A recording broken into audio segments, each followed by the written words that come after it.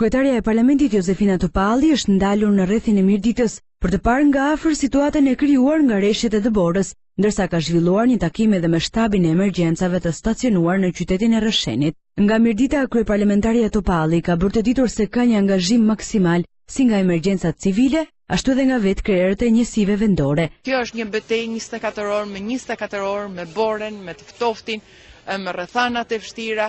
Edhe atëherë kur mendon se është hapur rruga për të lidhur komunën, fshatrat me komunën dhe me rrugën nacionale, ajo fillon dhe një herë dhe të zëtë. Është gjë shumë e rëndësishme që rruga qendrore është rrugë e hapur, mundësi komunikimi, transportimi e tjerë, por unë isha këtu për të nda edhe një herë nevojat, mundësitë dhe për të angazhuar të gjithë bashkë. Sigurisht ka nevojë për solidaritet madh. Operacioni është operacion zinxhir midis pushtetit lokal dhe qeverisjes Komitetit Ndërministror. Ndër të tjera, kryetaria e Kuvendit ka deklaruar se në Fan, Orosh e Selit situata paraqitet më e vështirë dhe duhen angazhuar më shumë burpastruese për të mundësuar lidhjen e këtyre njësive vendore me akset nacionale.